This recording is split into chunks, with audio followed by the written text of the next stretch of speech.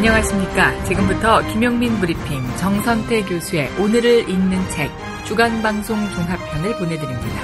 광고 듣고 시작하겠습니다. 뭐?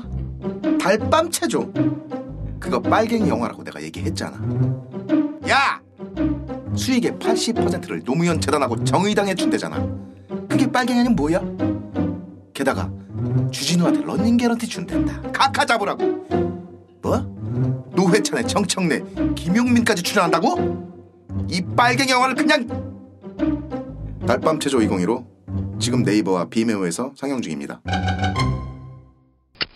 스페이드 퀴즈입니다. 돌잔치, 채순잔치, 가게홍보, 체육대회, 창사기념일. 정답! 기념품!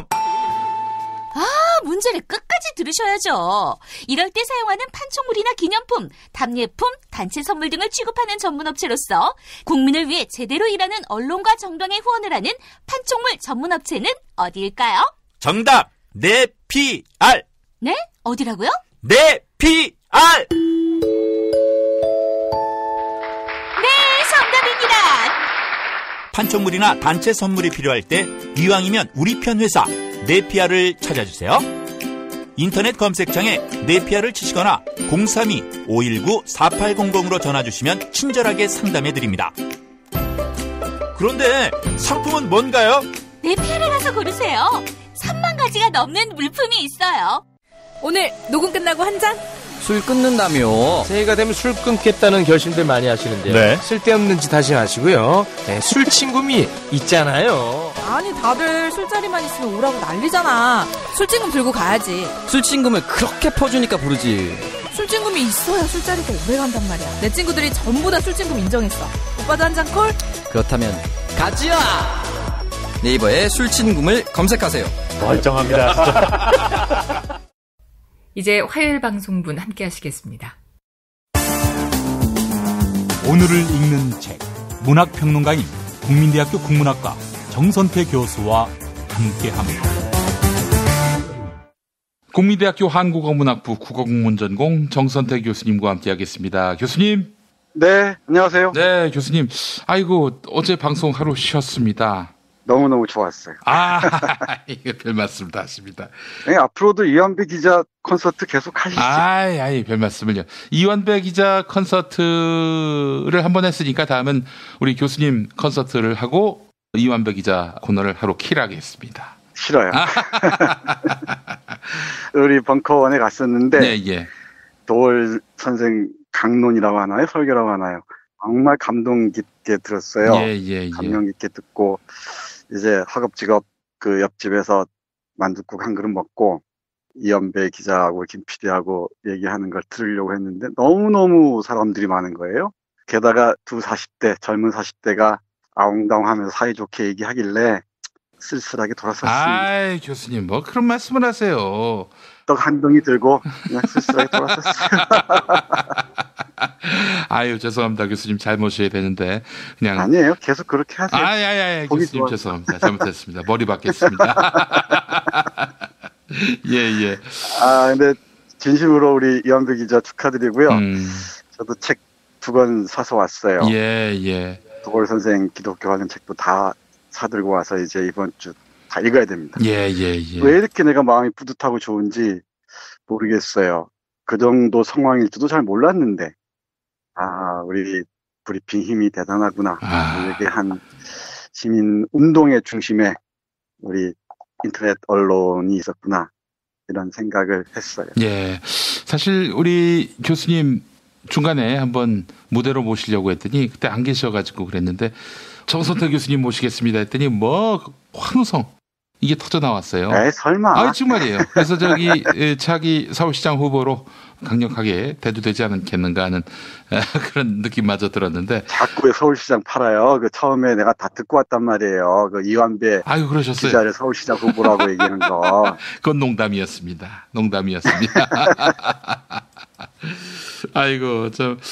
교수님과 함께하는 시간이었으면 좋았을 텐데 저희가 한번 또 다음에 기회를 꼭 마련해 보도록 하겠습니다. 예. 아니에요. 아주 의미 있는 시간이었고요. 예. 참 좋았습니다. 매주 일요일 날 벙커원 교회를 가야 하지 않을까 그런 생각을 하고 있습니다. 교수님 꼭 오십시오. 환영합니다. 예. 근데 교회에서 예배를 드려본 게 내가 초등학교 2학년 때인가 동네 교회 사탕 먹으러 간 이후니까 50년 가까이 된 것 같죠? 예. 아주 그 고급진 그 예배였습니다. 예. 그 설교도 그렇고 참 좋았어요. 예. 하여간 참 교회가 뭐 종교를 위해 존재한다기보다는 이 사회 인간을 위해 존재하는 교회가 되기를 바라는 마음으로 시작을 했는데 아이고 뭐 매주 300분이 꼬박꼬박 와주시니까 저희가 참 큰 힘을 얻고요. 또 도울 선생님께서도 너무 큰 보람을 느끼시는 모양인가 봐요. 그래서 사실은 1년에 한 번씩은 일요일을 끼고 어디 출장을 가실 일이 있는데 올해는 그걸 취소하고 그냥 아예 매주 교회에 나와서 설교를 하고 있습니다. 네, 훌륭하십니다. 예.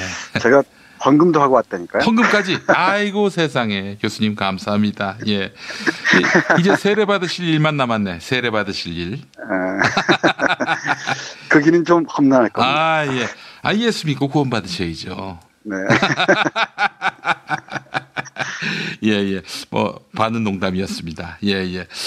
자, 교수님 오늘 어떤 책 소개해 주시겠습니까? 네, 오늘은 이규봉 선생의 미안해요 베트남 소개해 드릴 참인데요. 예. 지난주에 우리 대통령이 베트남 방문했었잖아요. 그렇습니다.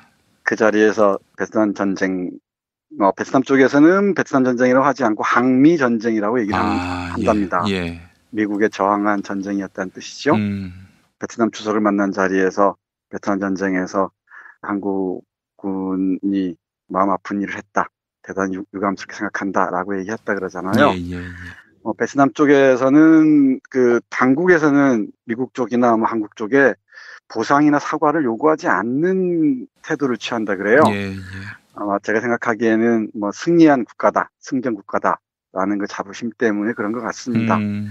하지만 민간 차원에서는 아직도 수많은 상처들이 남아 있고 또 우리 사회인류학자인 권헌익 선생이 쓴 책 베트남 전쟁 유령들을 보면은 정말 떠도는 유령들이 아주 많다 그러잖아요. 예. 진실을 규명하지 못하고 아직도 구천을 떠도는 원혼들을 위로하는 제사들, 이런 굿 형식의 의례들이 아직도 많이 펼쳐진다 그럽니다. 60년대, 70년대 한국군이 베트남 가서 명분은 자유와 정의를 지키는 것이지만은 그 명령에 따라서 많은 군인들이 정말 못할 짓을 저지른 것도 사실이잖아요. 기록으로 남아있고 또 증언도 남아있고. 그런데 이 책에 따르면 한국군은 잘못이 없다. 한국군은 미군의 용병이었다. 이렇게 얘기를 한다 그래요. 베트남 사람들은. 예. 베트남 일반 민중들의 마음에 남아있는 응어리들, 상처들을 어떤 식으로든 위로하고 해야 되지 않겠습니까? 그렇습니다. 그래야 이제 베트남과 우리의 관계가 본 궤도에 오를 수 있을 것이라 생각을 해요.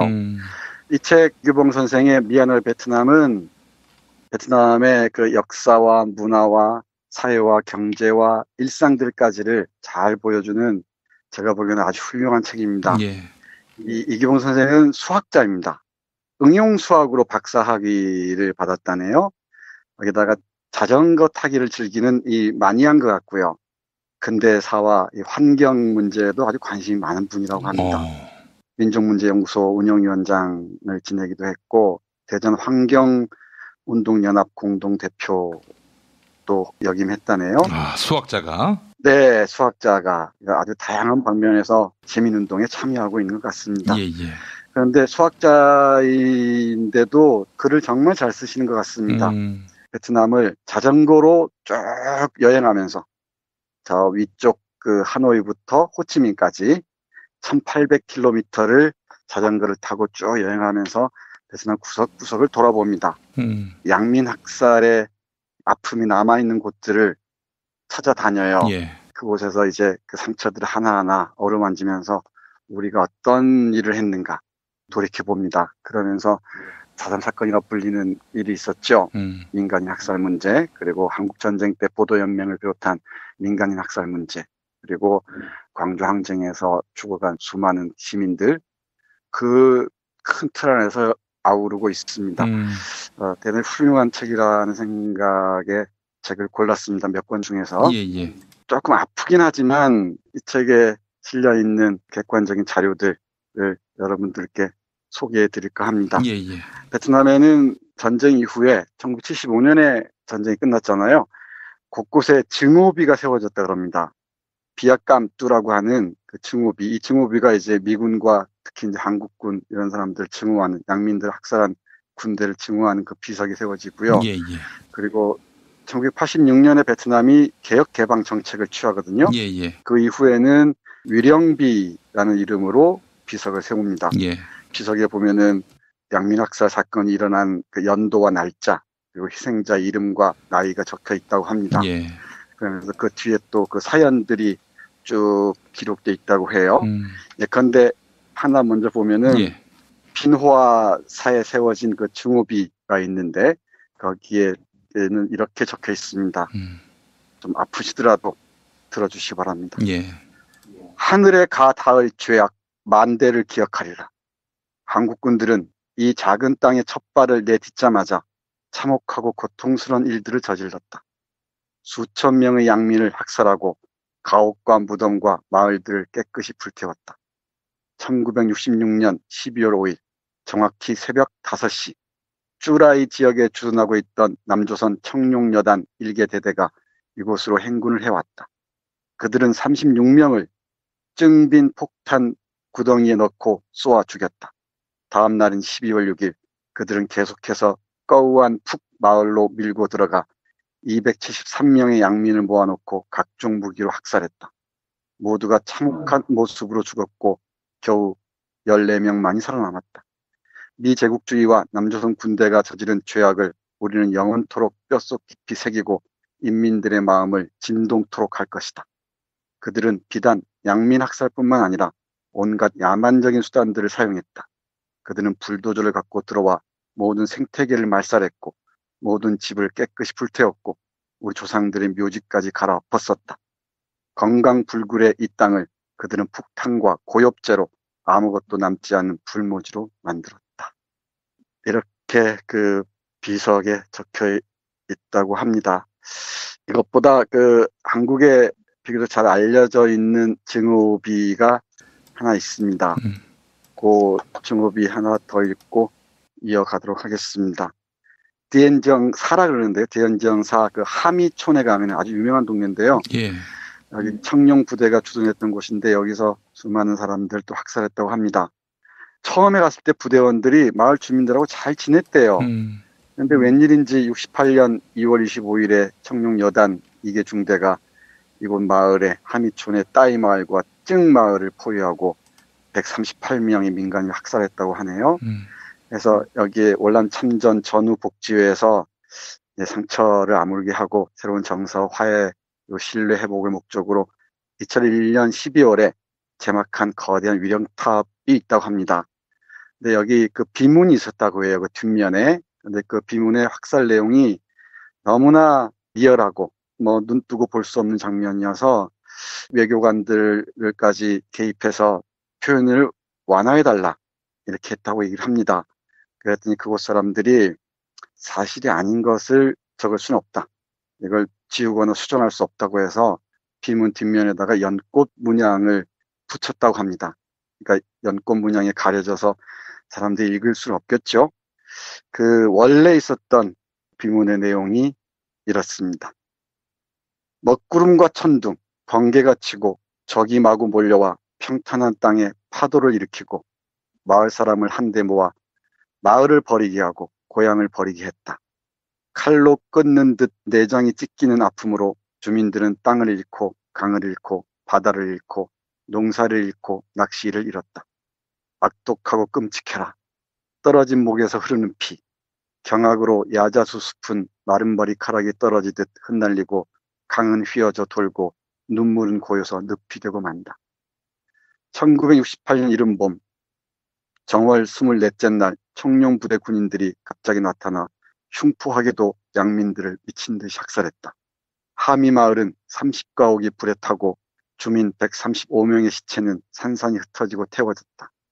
그 지역은 붉은 피로 덮였고 모래는 뼈와 섞이고 집들은 사람과 함께 불태워졌다. 탄 고기와 비린 피를 탐하는 개미들, 화염이 지나간 후 더욱 짙어진 어둠을 생각한다. 늙은 어머니와 병든 아버지가 툇마루에 머리를 떨구고 쓰러져 있는 것보다 더 슬픈 것이 있겠는가. 아이들은 신음하고 시체가 서로 포개져 쌓여 있다.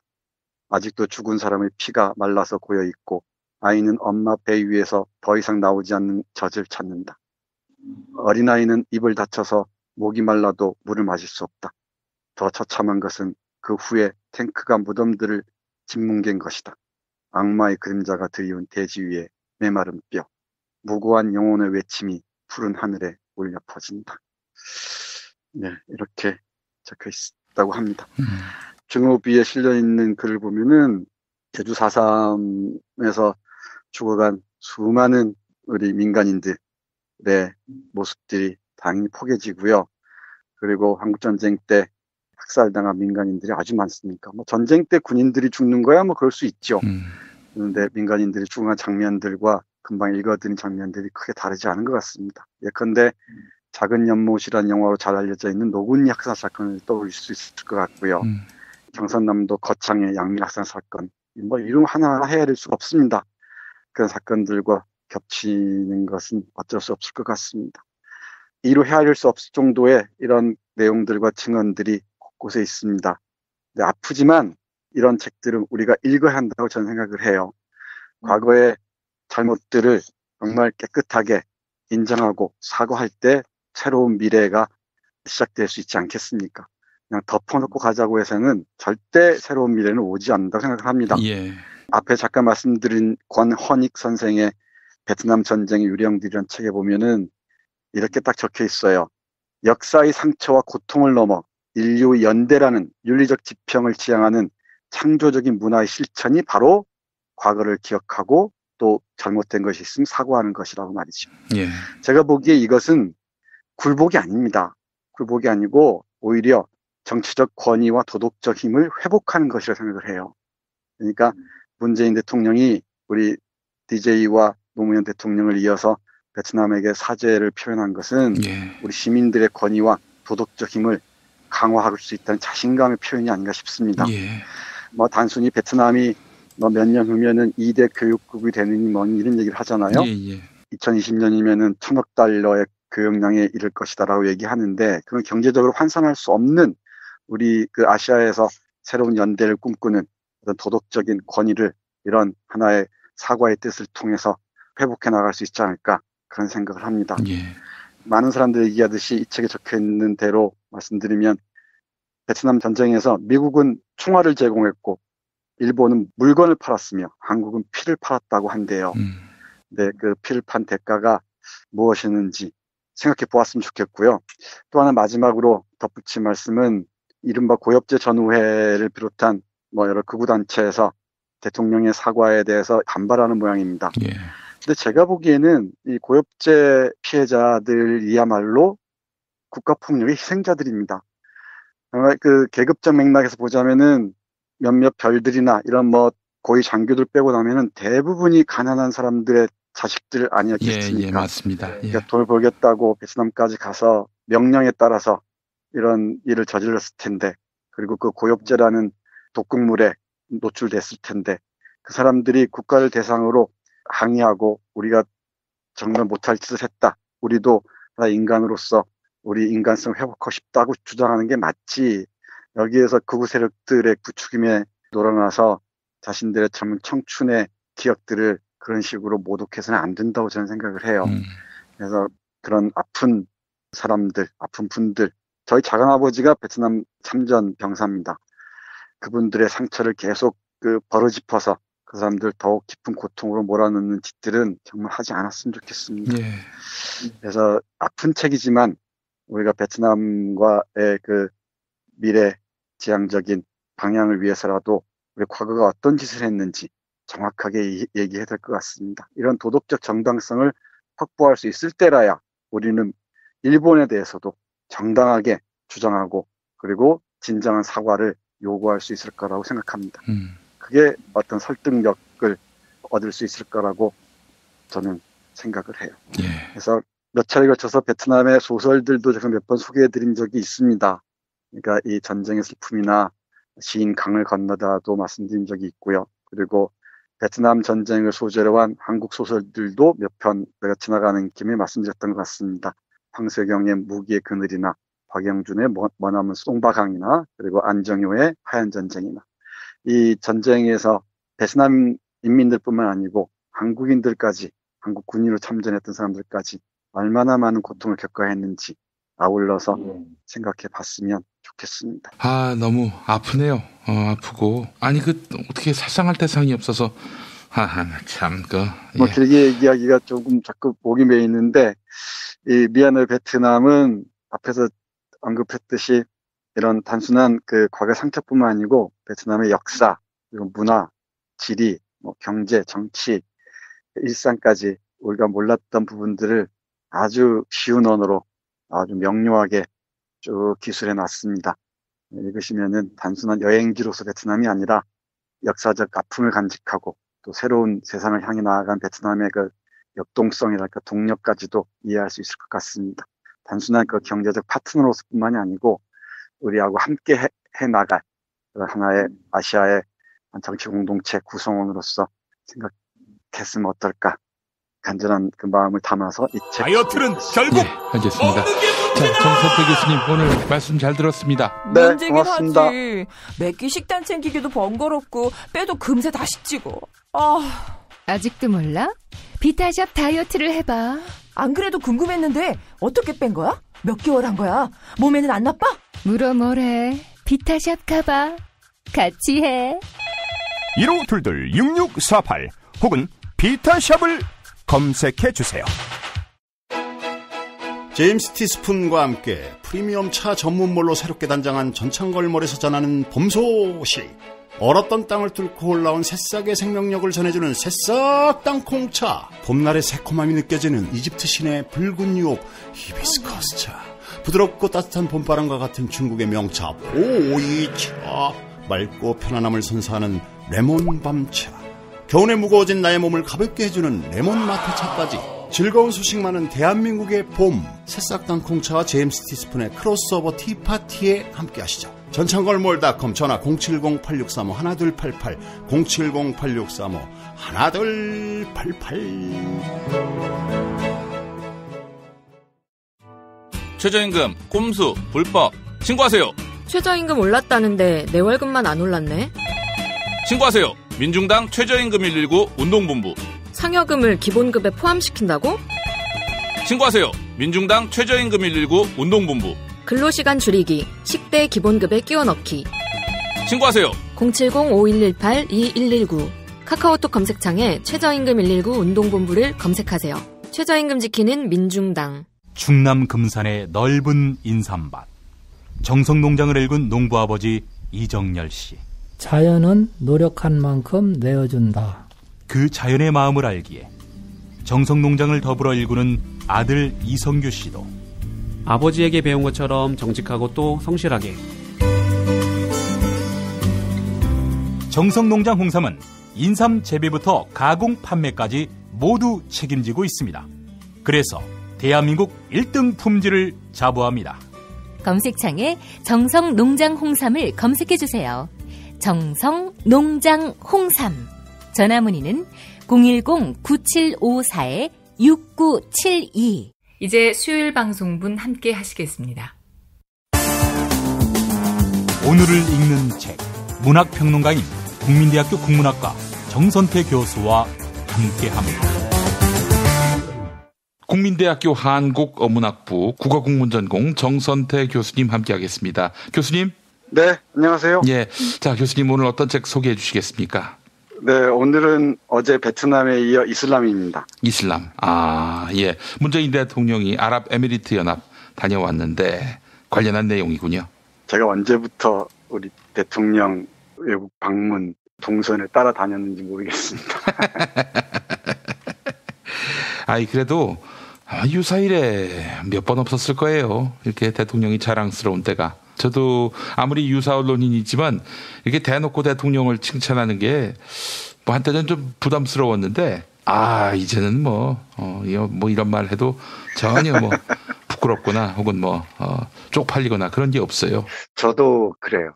아무리 어용 지식인이라고 얘기하고 별볼일 없는 사람이지만 대통령이 이렇게 예뻐 보인 적이 아이고 세상에. DJ하고 문재인은 또 다른 것 같고 또 노무현하고 문재인도 다른 것 같고 네. 묘한 매력이 있어요. 문재인 대통령은 우리의 손때가 묻은 대통령 같아요. 네, 여기 오늘 소개해드릴 책에서도 언급하던데 이슬람의 최고의 리더십을 평가하는 말이 네. 낮은 사람들에 대해 낮게 접근하는 사람, 그 지도자를 최고로 친대요. 예. 그런 모습이 저절로 우리에게 비치는 게 아닌가 싶어서 마음이 뿌듯합니다. 예.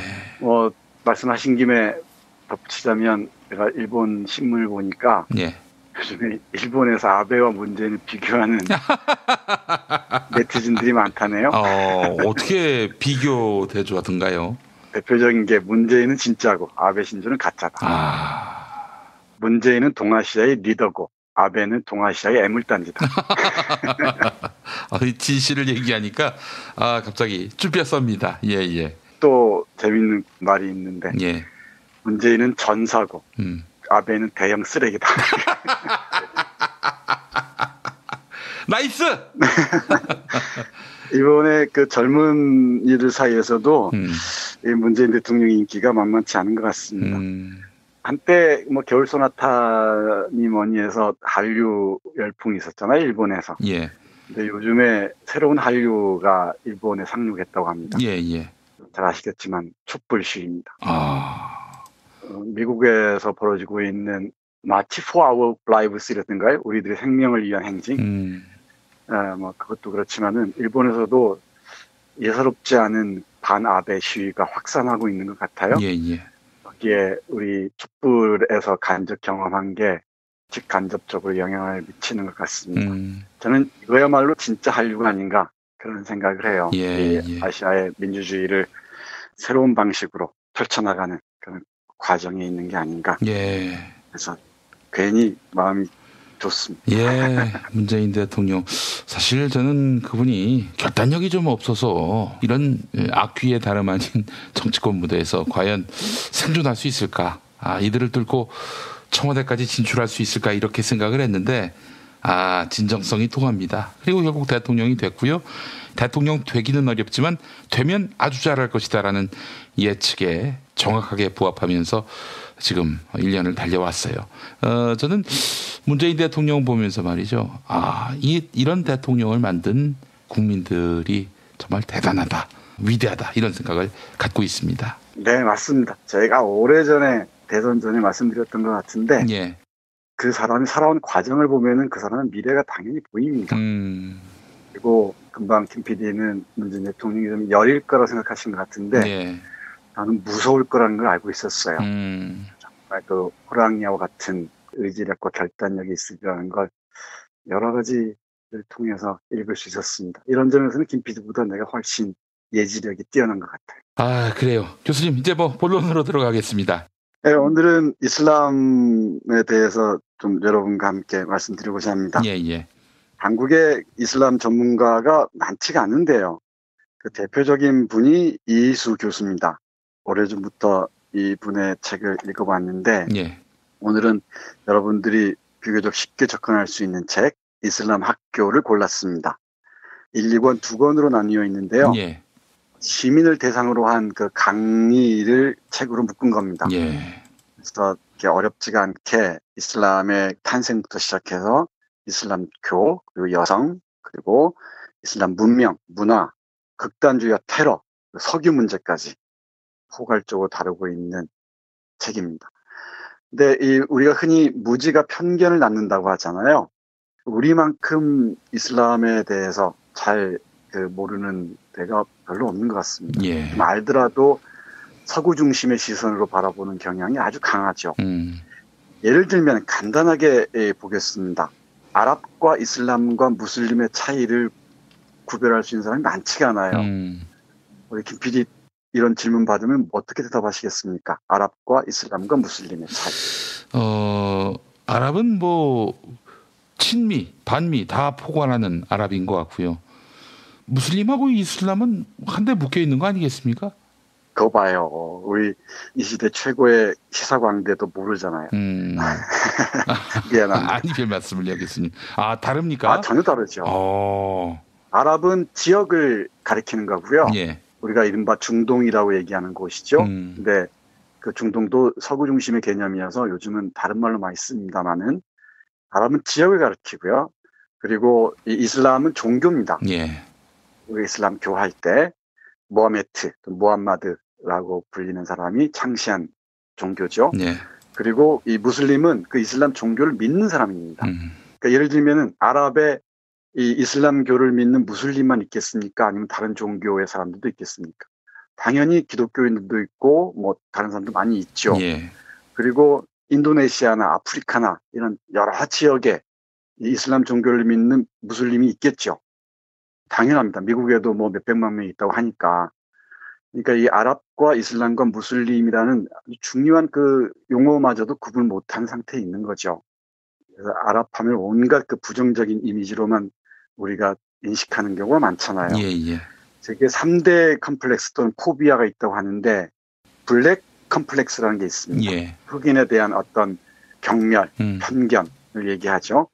잘 아는 바와 같고, 그리고 레드 컴플렉스는 뭐 두말할 필요 없습니다. 그러니까 이른바 빨갱이 컴플렉스 같은 거죠. 예. 또 하나가 우리의 의식과 무의식을 지배하고 있는 게 이슬람 포비아, 이슬람에 대한 두려움, 공포 이런 것들이죠. 맞습니다. 예. 네, 이슬람에 대한 제대로 된 이해가 없이 이런 공포를 소비하고 있는 게 아닌가 싶어요. 예. 그걸 넘어서기 위해서는 당연히 이슬람에 대한 이해가 전제되어야겠죠. 그러려면 이슬람에 대해서 공부를 해야 되고요. 알아야 되고요. 그래야 되는데 우리의 통로가 워낙 차단돼 있다 보니까 이슬람 하면 떠오르는 게 테러, 폭력 종교, 그리고 여성을 억압하는 종교, 금기와 규제가 많은 사회, 뭐 잘해봤자 석유, 또 엄청난 자본시장, 그리고 뭐 두바이, 뭐 이 정도죠. 예. 이런 편견으로 가득 차 있습니다. 근데 어떤 문화치고 그 문화가 갖고 있는 고유성, 독특한 측면들이 없는 데가 없죠. 예. 문화는 옳고 그름이 아니고 차이의 문제잖아요. 다름의 문제인데 우리는 이 아랍 지역에서 발생한 이슬람 종교에 대해서도 무지하거니와 그리고 세계 곳곳에 흩어져 있는 16억에 달하는 무슬림에 대한 편견으로 가득 차 있습니다. 이것 자체가 우리가 얼마나 이 문화적으로 단절된, 폐쇄된 상태에 있는가를 고스란히 보여주고요. 우리의 시선으로 이 세계를 보고 특히 아랍 문화권 또는 이슬람 문화권을 편견에 가득한 시선으로 바라보고 있는가를 잘 알 수 있을 것 같습니다. 예. 이 책을 보면은 너무너무 재미있는 내용들이 많이 나옵니다. 하나 말씀드리자면은 일부 다처제에 대해서 우리는 많은 편견들이 있잖아요. 예. 예를 들면은 한 남자가 여성을 여러 명 거느린다는 게 우리 시선을 보면 이상하죠. 근데 이 아랍 지역 그 유목민족들에게 여러 여성을 건드린다는 것은 하나의 생명을 이어가는 것과 맞먹는 무게가 있었습니다. 그게 유목민족이잖아요. 그러니까 전쟁이 많았고 교역이 많다 보니까 많은 남성들이 죽을 위험에 노출되는 경우가 많죠. 그러다 보니까 여성을 보호하고 지켜야 되는데 남성이 그걸 역할을 맡았던 겁니다. 그러니까 이슬람 경전이죠. 이 코란을 보면은 4명의 아내까지는 보살펴야 된다. 그것도 능력이 있으면은 여성들과 고아들을 지켜야 한다는 것이죠. 그런 맥락이군요. 네, 맞습니다. 일부 다처제라는 게 그냥 그 남성들이 여성들을 착취하고 억압하기 위해서 발생한 게 아니라는 거죠. 예. 우리의 첩제도와는 완전히 다릅니다. 나온 게 말씀드리자면은 이쪽에서는 정실부인과 첩이라는 개념이 없습니다. 만약에 4명의 처를 거느린다면은 다 하나같이 정실부인입니다. 그리고 여기에 적자와 서자의 개념도 없습니다. 예. 그러니까 배가 다른 동생이나 형제를 하더라도 다 같은 형제로 얘기하는 거죠.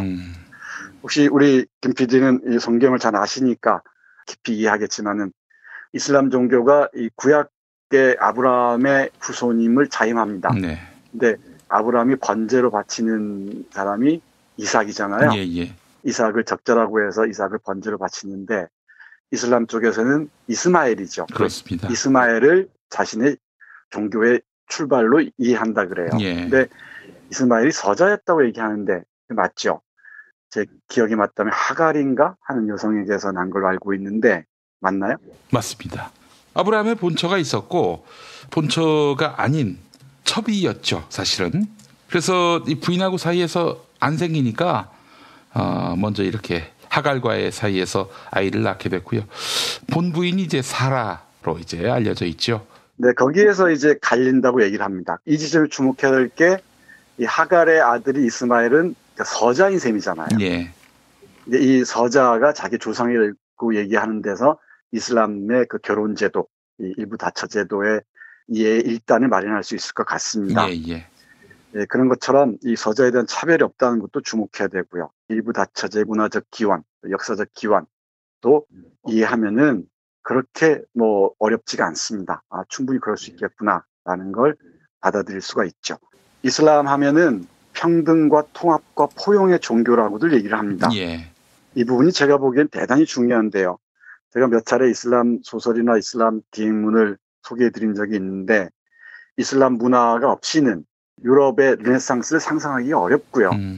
그리고 나아가서는 놀라운 일인데 제가 이 책에서 본 아주 놀라운 사실인데 세종대왕의 이른바 르네상스도 불가능했다는 겁니다. 네.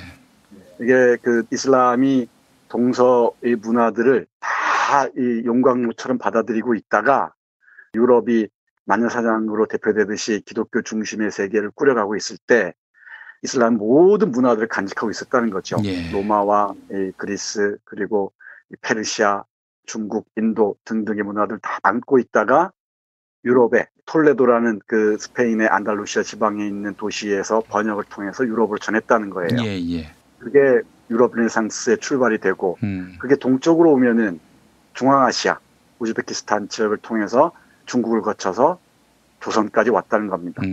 그 이전까지 보자면은 페르시아의 왕자가 신라의 공주하고 사랑했다는 얘기도 쿠샤 나메라는 책에 고스란히 남아있다고 합니다. 이 책은 다음 기회가 닿으면 말씀드리겠습니다. 예. 아무튼 이처럼 이슬람은 정말 그 다양한 학문의 용광동이자 문화의 용광로였고요. 예. 그걸 통해서 서쪽으로는 톨레도를 통해서 서양으로 옮겨져서 유럽의 르네상스를 낳았고 동쪽에서는 중앙아시아를 통해서 아랍에서 보기에는 저 끝에 있는 조선에까지 이르렀다는 사실이죠. 이 놀라운 통합과 포용의 종교였다는 점에 주목해서 보시면 좋을 것 같습니다. 예. 한 구절만 이 책에서 읽어드리겠습니다. 강의록이어서 씁니다 채로 적혀 있는데요. 보면 이렇습니다. 예. 이슬람의 기본 정신은 포용과 융합입니다. 지금의 이슬람과 전혀 안 맞죠? 예. 이슬람이 만들어진 메카라는 곳은 문화적으로 축적된 하부 구조가 없는 거나 마찬가지입니다. 그러나 뛰어난 종교적 열정이 있었습니다.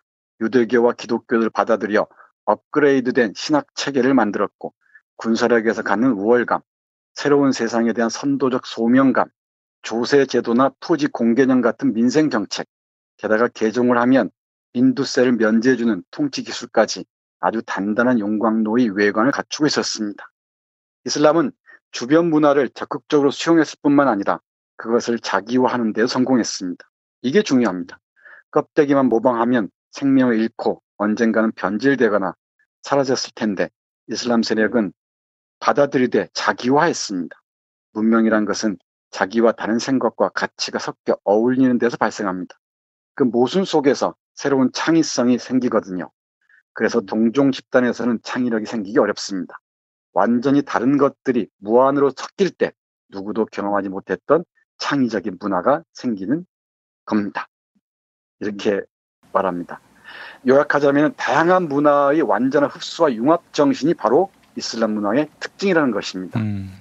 이 책을 보면서 제가 여러 가지로 놀라웠는데 우리가 일상생활에서 익히 쓰는 말들이 있습니다. 이를테면 타월이나 오렌지, 캐비아, 커피, 관세, 타리프라고 하죠. 수표, 체크라고 하는 게 있잖아요. 설탕, 슈거라고 하죠. 시럽, 그리고 뮤직, 라일락, 그리고 제스민, 파자마, 모슬린, 알코올, 철학, 그 다음에 천문학, 물리학, 이런 게 다 아랍어에서 기원한 것이라고 얘기합니다. 예. 일상에서 이렇게 다양하게 아랍 문화를 접하고 있으면서도 아랍을 단순히 경제적인 접근법만 취한다면은 많은 오해가 지속될 수밖에 없겠죠. 이번 기회에 우리 애청자 여러분들은 이 아랍인은 어떤 지역이었는지, 이슬람이라는 종교는 어떤 성격을 갖고 있는지, 그리고 이 무슬림들은 세계 곳곳에서 어떤 모습을 보이는지를 깊이 이해했으면 좋겠습니다.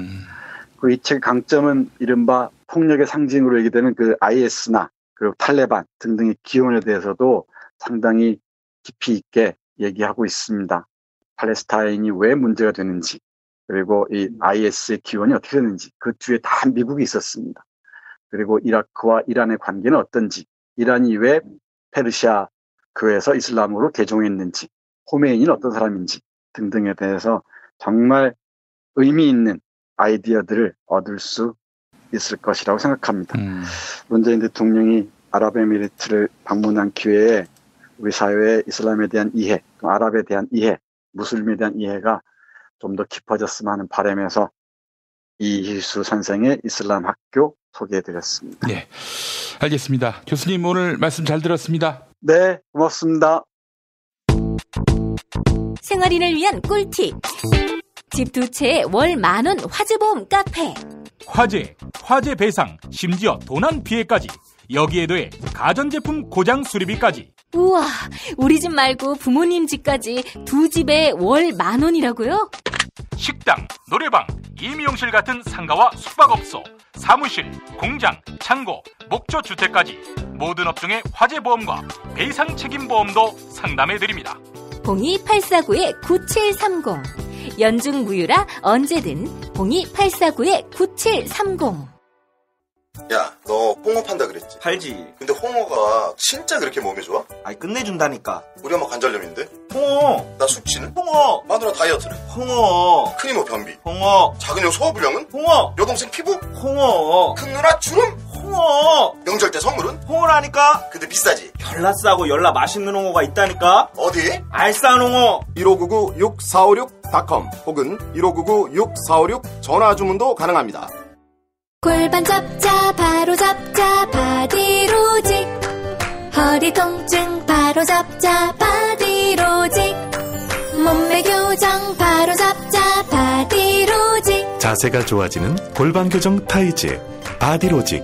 검색창에 골반 교정 바디로직. 삐딱한 남성 골반, 허리에도 역시 바디로직입니다. 바디로직의 효과를 못 느끼셨다면 100% 환불해드립니다. 자세한 환불 조건은 홈페이지를 참조하세요. 하루에 2번씩은 꼭 간 것 같아요. 속이 굉장히 편해진 것 같아요. 휴지에도 하나도 안 깔끔하게 끝나더라고요. 그만 넣고 싶은데도 계속 나오더라고요. 눈 뜨니까 바로 화장실 가고 싶더라고요. 양은 감당이 안 되더라고요. 너무 많아가지고.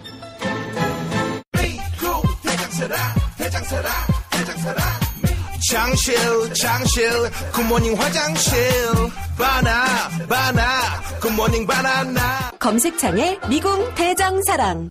이제 목요일 방송분 함께 하시겠습니다.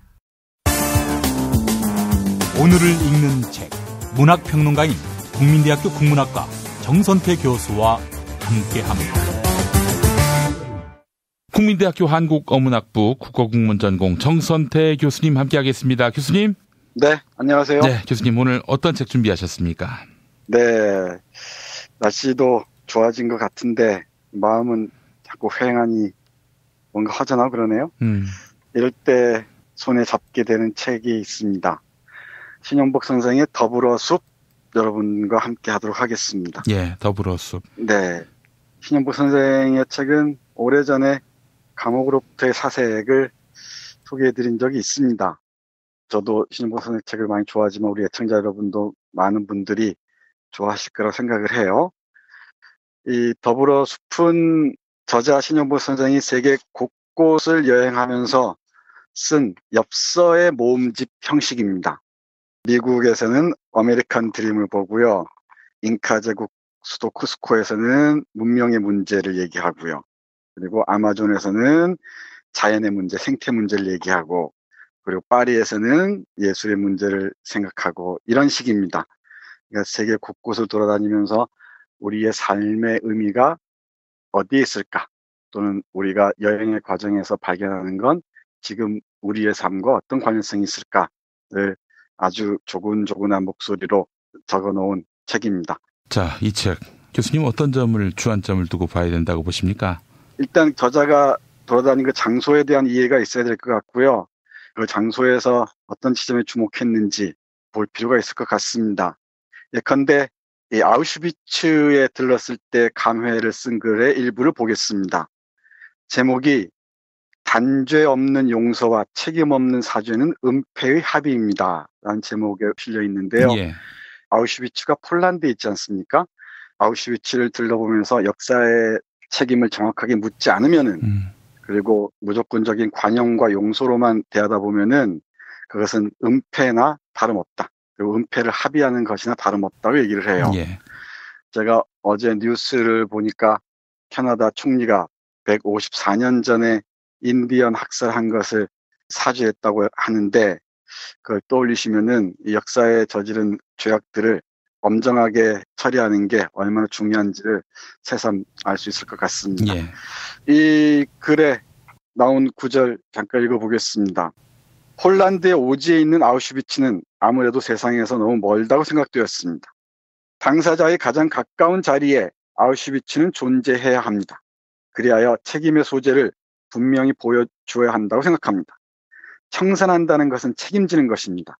단죄 없는 용서와 책임 없는 사죄는 은폐의 합의입니다. 책임짐으로써 다시는 반복되지 않도록 하는 것이 진정한 청산입니다. 이렇게 아우슈비츠를 둘러보면서 독일이 역사적으로 분명히 사죄를 하려면은 끝없이 아우슈비츠를 환기해야 되는데 그곳을 폴란드 오지에 둘 것이 아니라 독일 베를린 가까운 곳에 두고 과거에 저질렀던 행위들에 대해서 끝까지 반성해야 한다고 주장합니다. 예. 이 글에서 주목해야 할 게 신들러 리스트에 관한 언급인데요. 우리 김 PD도 아마 영화 신들러 리스트 잘 아실 겁니다. 예, 그렇습니다. 아우슈비츠로 끌려갈 그 유대인들을 구한 신들러라는 사업가 얘기죠. 그런데 그 비하인드 스토리를 보면은 신들러라는 사람이 유대인들을 고용함으로써 수천 명의 유대인을 구해낸 것은 맞습니다. 그런데 그 고용의 대가로 뒷돈을 받았다는 거죠. 이게 일종의 장사였다는 겁니다. 이 얘기를 듣고 신용보 선생은 충격을 받았다고 하는데요. 이런 지점까지 겉으로 포장된 어떤 화해나 용서나 인도주의가 아니라 정말 끝까지 과거 역사에 대해서 추궁에 들어가야 하지 않을까라는 상념을 피력하고 있는 글입니다. 근데 제가 이 글에 주목한 것은 그 다음에 이어지는 베를린 장벽에 관한 글 때문입니다. 이 사상은 새들의 비행처럼 자유로운 것입니다라는 글인데요. 어제 김정은 위원장이 중국을 방문했다고 하죠. 그리고 뉴스를 보니까 비핵화에 합의하는 수준까지 얘기한 듯하다고 말하던데 정말 4월과 5월에 한반도에 엄청난 경랑이 몰아칠 것 같습니다.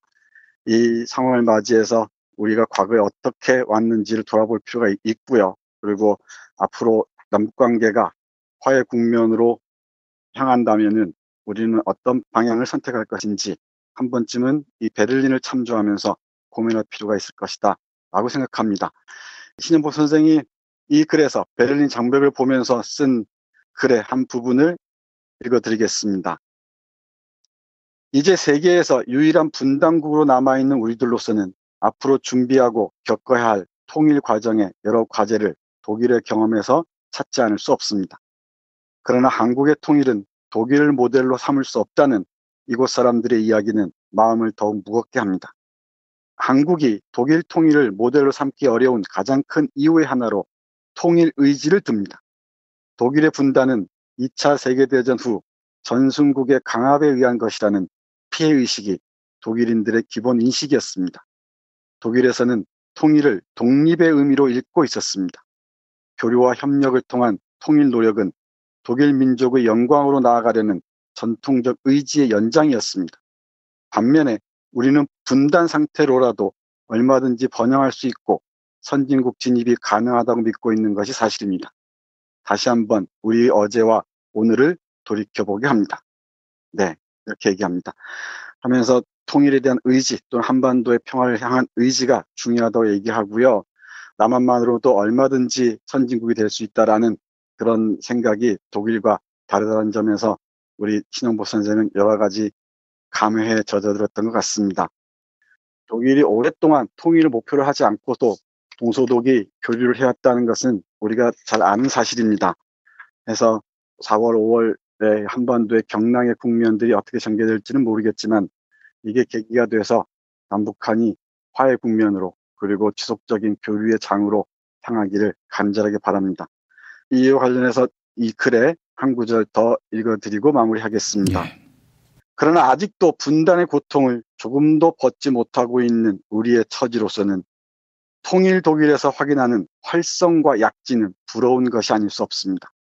우리의 통일은 물론 이산과 증오를 청산하는 것일 뿐 아니라 막대한 분단 비용을 청산하지 않고도 얼마든지 선진국 진입이 가능하다고 믿는 허상을 깨뜨리는 것이 먼저이어야 합니다.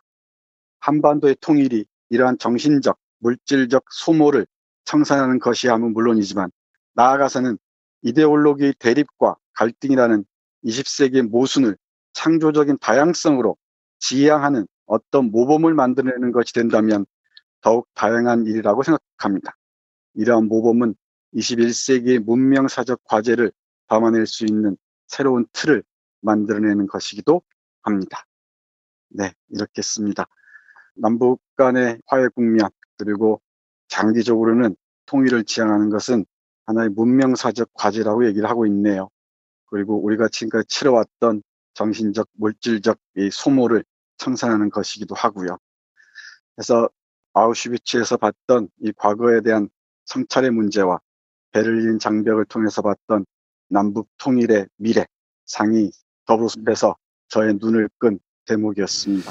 아이고, 먼 미래를 바라보셨네요. 네, 그렇습니다. 이게 21세기를 앞두고 나온 책인데요. 2000년대에 나온 책인데 요즘은 새로 책이 발행됐습니다.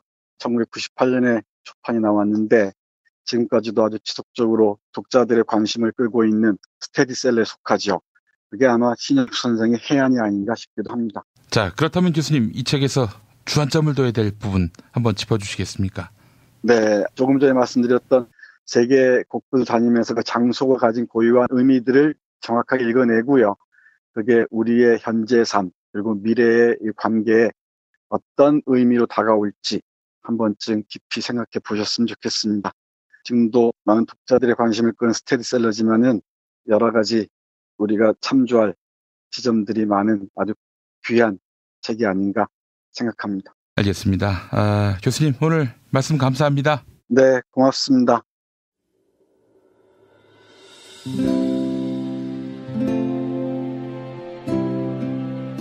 우리가 목사님은 우리 남북 관계에 있어서도 큰 정기를 마련해 주셨습니다.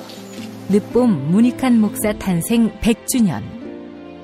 민주화와 통일운동을 위해 11년 4개월간 옥고를 마다하지 않은 행동하는 양심. 오늘 우리가 누리고 있는 이 민주주의 또 문익환 목사님 덕분이 아주 큽니다. 그가 24년 동안 살았던 서울 강북구 인수봉로 통일의 집이 6월 1일 문익환 통일의 집 박물관으로 거듭납니다. 사람들이 이렇게 항상 북적북적 이렇게 했던 공간이라 아버지한테만 아니라 우리 모두들한테 굉장히 큰 의미가 있는 통일의 역사를 기억하며 통일의 길을 모색하는 문익환 통일의 집 박물관 기념사업 추진위원으로 함께해 주시겠습니까? 이건 단지 어떤 유가족들의 유산이 아니라 우리 시대가 가지고 있는 유산이기 때문에 자세한 안내는 포털 사이트에서 문익환 통일의 집을 입력해 주세요.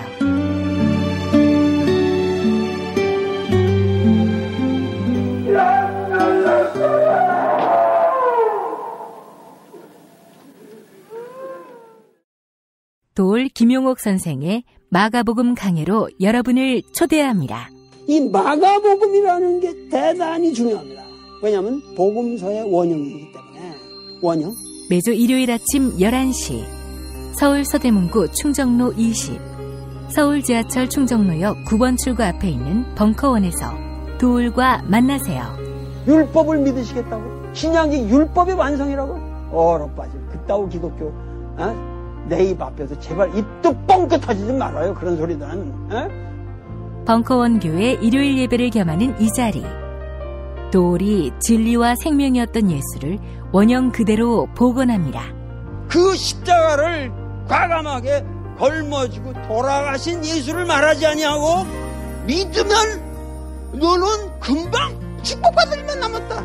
이게 한국 목사들 99%의 거짓말 설교예요. 도올의 마가복음 설교는 따로 녹화 녹음되지 않으며 현장에서만 만나실 수 있습니다.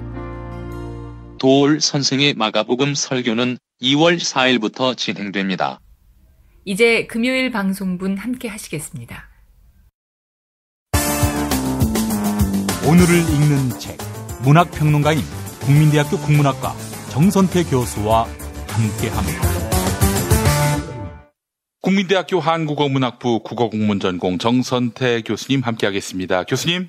네, 안녕하세요. 네, 교수님. 오늘 시가 있는 금요일입니다. 네, 오늘은 힘겨워하는 사람들을 위한 시를 골랐습니다. 예. 시를 고르는 게 매주 쉽지는 않은데 예. 이번 주는 각별하게 좀 힘이 드네요. 구석구석 다 뒤져서 이성부의 시 선집, 우리들의 양식에서 이 세상에서 힘들어하는 사람들에게 위로하는 하나의 선물로 들려드리겠습니다. 예. 그 민중의 고통, 슬픔을 노래한 서정 시인. 이렇게 또 그분의 부고 기사의 제목이 달렸네요. 네, 맞습니다. 우리 민중들의 삶에 가까이 다가가서 그들이 겪는 고통들을 함께하고자 했던 시인입니다. 예. 첫 번째 읽어드릴 시가 좀 더 술을 마셔야지인데 제목이. 예. 여기 김 PD는 술을 못해서 어떡하지? 술을 마셔본 사람은 좀 알 텐데. 예. 좀 더 술을 마셔야지 읽어드리겠습니다. 예. 눈물을 떠나 당당한 말을 해야 한다. 그러나 눈물은 때로 나의 예술보다도 빠르게 내 정신을 짓밟는다. 어린 시절에는 나도 머리가 터져 피를 흘렸고 기어이 그 녀석을 때려 눕혀 이긴 적이 있었다. 이기고도 나는 피가 흘렀다. 씩씩거리며 또 나는 울고 말았었다. 그러나 지금은 온통 마음이 피투성이다. 눈물은 있어도 슬픔은 없고 그년과 잠을 자도 사랑은 없다. 이 눈물은 이미 죽어 눈을 못 뜨지만 그래도 내 정신을 짓밟는다. 어린 시절에는 나도 매를 맞았었다. 그러나 지금은 마음이 심하게 매를 맞는다. 더러운 꿈으로 그 안간 힘으로. 네, 술을 마시면서 떠오른 상념들을 쭉 적어놓은 것 같습니다. 예. 어린 시절에 누군가를 때리고 또는 맞고 흘렸던 눈물들을 기억하고요. 그리고 지금 심하게 매를 맞는 마음을 생각하면서 더러운 꿈에서 깨어나기 위해서 몸부림치는 것 같습니다. 이럴 때는 술 한 잔도 도움이 되겠죠. 한번 시도해 보세요. 예, 예, 알겠습니다. 예. 두 번째는 저 바위도 입을 열어라는 시입니다. 예. 바위가 아무 말도 못하는 것처럼 무뚝뚝하게 그저 있는 것처럼 보이지만은 우리에게 온갖 말들을 가르쳐 주고요. 온갖 지혜들을 일러준다는 것을 시인은 직관을 통해서 파악하는 것 같습니다. 예. 이런 지혜에 도달하기가 쉽지는 않겠지만 이런 바위에 가까워지기 위해서 또는 바위의 목소리에 귀를 기울이기 위해서 이 시를 가만히 음미해 보는 것도 의미가 있을 것 같습니다. 저 바위도 입을 열어. 저 바위도 입을 열어 가르쳐 준다. 크나큰 슬픔의 처음에는 아무도 없고 마지막에야 함께 울어주는 치운 살결이 있다는 것을. 그러나 바위가 저 넉넉한 웃음으로 우리들의 삶을 어루만질 때는 슬픔의 시작도 끝남도 모두 기쁨으로 바꾸어진다. 이미 파묻힌 사람들 깨어나 알고자 했으며 눈 감은 얼굴 다른 세상을 보고 싶어 눈뜬다. 저 바위도 입을 열어 가르쳐준다. 가장 약해지는 마음의 끈을 붙들고도 씩씩하게 싸워 이기는 사람들의 솜씨, 죽음을 삶으로, 잘못을 올바름으로, 노력으로 바꿔가는 사람들의 발걸음을 가르쳐준다. 저 바위는 이미 숨쉰 허파, 사자들 일어나 두리번거리며 세상을 찾아간다. 오, 우리들의 기쁨, 온통 미쳐 날뛰는 사랑의 기쁨. 네, 시인은 바위를 가만히 바라보면서 바위가 나에게 들려주는 얘기들을 듣는 듯합니다. 예. 이 시에서 제 눈길을 끄는 것은 가장 약해지는 마음의 끈을 붙들고도 씩씩하게 싸워 이기는 사람들의 솜씨, 죽음을 삶으로, 잘못을 올바름으로, 노력으로 바꿔가는 사람들의 발걸음을 가르쳐준다. 이 구절입니다. 예. 바위가 저렇게 단단하게, 견고하게 자리를 지키고 있는 이유가 무엇인지 알 수 있을 것 같습니다. 예. 바위가 쌓아온 기나긴 세월, 그 사연들을 이 시는 오롯이 보여주는 것 같네요. 예. 다음 시는 밤입니다. 밤. 네, 밤낮 할 때 밤입니다. 예, 예. 밤이 한 가지 키워주는 것은 불빛이다. 우리도 아직은 잠이 들면 안 된다. 거대한 어둠으로부터 비롯되는 싸움, 떨어진 살점과 창에 찔린 옆구리를 아직은 똑똑히 보고 있어야 한다. 쓰러져 죽음을 토해내는 사람들의 아픈 얼굴, 승리에 굶주린 그 고운 얼굴을 아직은 남아서 똑똑히 보아야 한다. 밤이 마지막으로 키워주는 것은 사랑이다. 끝없는 형벌 가운데서도 우리는 아직 든든하게 결합되어 있다. 쉽사리 죽음으로 가면 안 된다. 아직은 저렇게 사랑을 보듬고 울고 있는 사람들, 한 하늘과 한 세상의 목마름을 나누어 지니면서 저렇게 용감한 사람들, 가는 사람들, 아직은 똑똑히 우리도 보고 있어야 한다. 긴 설명이 필요 없을 것 같습니다. 거대한 어둠으로부터 비롯되는 싸움이죠. 예. 떨어진 살점과 창에 찔린 옆구리를 아직은 똑똑히 보고 있어야 합니다. 그리고 그 승리가 우리에게 다가올 때까지 남아서 끝까지 지켜봐야 할 줄로 압니다. 예. 해서 쉽사리 죽음으로 가면 안 됩니다.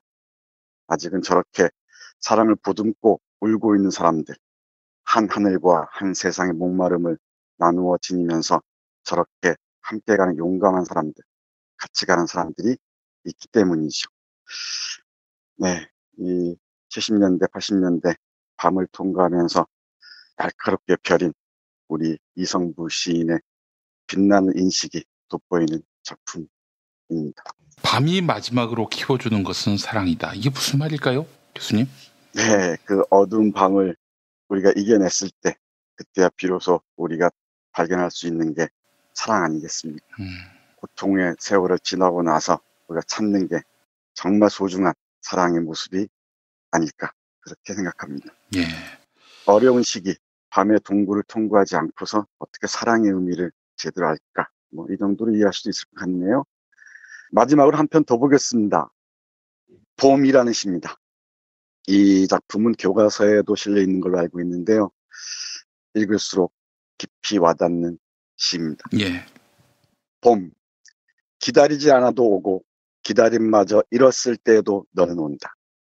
어디 뻘밭 구석이거나 썩은 물 웅덩이 같은 데를 기웃거리다가 한눈 좀 팔고 싸움도 한판 하고 지쳐 나자빠져 있다가 다급한 사연 들고 달려간 바람이 흔들어 깨우면 눈 부비며 너는 더디게 온다. 더디게 마침내 올 것이 온다. 너를 보면 눈부셔 일어나 맞이할 수가 없다. 입을 열어 외치지만 소리는 굳어 나는 아무것도 미리 알릴 수가 없다. 가까스로 두 팔을 벌려 껴안아 보는 너 먼 데서 이기고 돌아온 사람아. 네, 이런 작품입니다. 뭐 기다리지 않아도 봄은 오죠. 기다림마저 잃었을 때도 봄은 오고요. 가끔씩은 썩은 물 웅덩이 같은 데를 뭐 지나기도 하고 기웃거리기도 하고 한눈도 좀 팔 수도 있고 싸움도 한판 할 수도 있고 그러다가 지쳐 나자빠져 씨름하기도 하고 그때 누군가 바람처럼 달려가서 흔들어 깨웁니다. 가자고. 그러면 마침내 올 것이 온다라고 얘기를 하네요. 예. 그때 오는 그 봄의 시인은 눈부셔서 맞이할 수가 없을 정도라고 얘기합니다.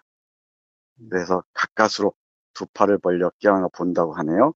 그 먼 데서 이기고 돌아온 사람을 말이죠. 네, 먼 데서 이기고 온 사람들의 고귀한 모습을 세상 사람들은 잘 모릅니다. 오랜 세월이 지나고 난 뒤에야 그 사람의 행적들을 돌아보고 난 뒤에야 간신히 알아차릴까 말까 하죠. 예. 세상에 조금 시름이 겹더라도 오늘 읽어드린 이성부 시 음미하시면서 더 힘 많이 내고 정의의 길에 갔으면 좋겠습니다. 예. 벼라는 시를 제가 찾아봤는데요. 벼는 서로 어우러져 기대고 산다. 햇살 따가울수록 깊이 익어서 스스로를 아끼고 이웃들에게 절을 맡긴다. 서로가 서로의 몸을 묶어 더 튼튼해진 백성들을 보아라.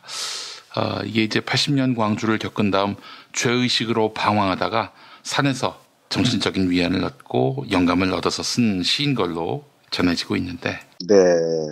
우리 PD가 기억력이 역시 안 좋아요. 네.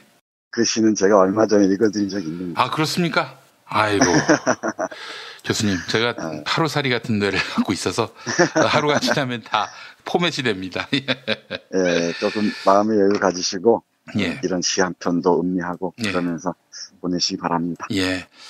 다시 태어날 수 있다면은 시를 애송하면서 사는 사람의 모습으로 태어나고 싶습니다. 정말. 네, 다시 태어나지 않아도 뭐 충분히 그럴 여유를 찾아가야죠. 실업자가 되면 아마. 그럼 실업자가 되기를 바라야겠네요. 예, 예. 그렇게 기원해 주십시오, 교수님. 네, 그렇게 기원할게요. 예, 예. 자, 이성부 시인의 따뜻한 시로 오늘 또 시가 있는 금요일을 만들어 주셨습니다. 우리 정선태 교수님 말씀 잘 들었습니다. 네, 고맙습니다. 지금까지 김용민 브리핑 정선태 교수의 오늘을 읽는 책 주간방송 종합편과 함께 하셨습니다. 정선태 교수의 오늘을 읽는 책은 매일 아침 업데이트되는 김용민 브리핑을 통해 가장 먼저 들으실 수 있습니다. 이상으로 종합편을 모두 마칩니다. 애청해주신 여러분 감사합니다. 김용민 브리핑과 함께한 시간 어떠셨어요? 다음 시간에도 보다 바르고 알차며 즐거운 정보로 여러분을 찾아가겠습니다. 팟캐스트 포털 팟빵에서 다운로드하기, 구독하기, 별점 주기, 댓글 달기로 응원해주세요. 잊지 마세요. 다운로드하기, 구독하기, 별점 주기, 댓글 달기.